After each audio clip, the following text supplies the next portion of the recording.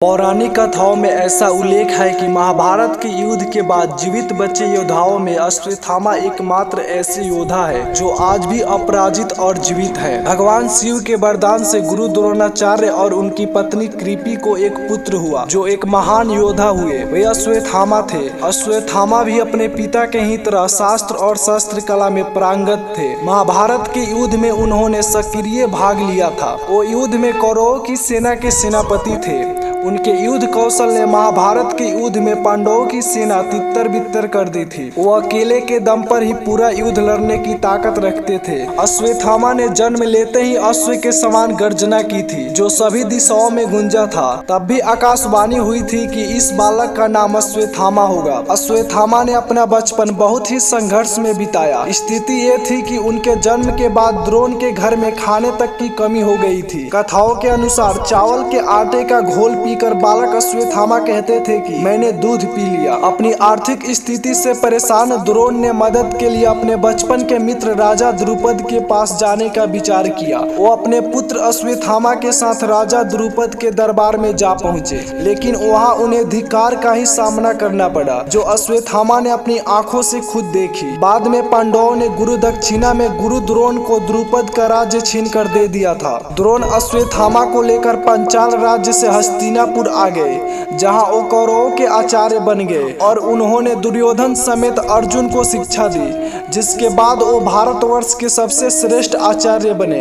उन्हें राज्य में भीष्म, धृतराष्ट्र, विदुर सभी से पूर्ण सम्मान प्राप्त था, यानी अब उनके कठिनाइयों भरे दिन खत्म हो गए थे। महाभारत के युद्ध में जब राक्षसों की सेना ने भयानक आक्रमण किया तो सभी कौरव भयभीत हो गए, लेकिन अकेले ही अश्वत्थामा वहां खड़े रहे। उन्होंने घटोत्कच के पुत्र अंजन पर्वा का वध किया और पांडवों की एक अक्षौहिणी सेना को भी मार डाला और घटोत्कच को घायल कर दिया। महाभारत युद्ध में नारायण अस्त्र एक ऐसा अस्त्र था जिसका ज्ञान द्रोण के अलावा किसी योद्धा को नहीं था।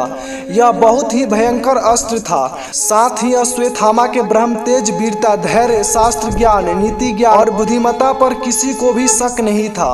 अश्वत्थामा कौरव सेना के मुख्य महारथी थे। कौरवों ने अपनी सेना में 11 महारथियों को संगठित किया था।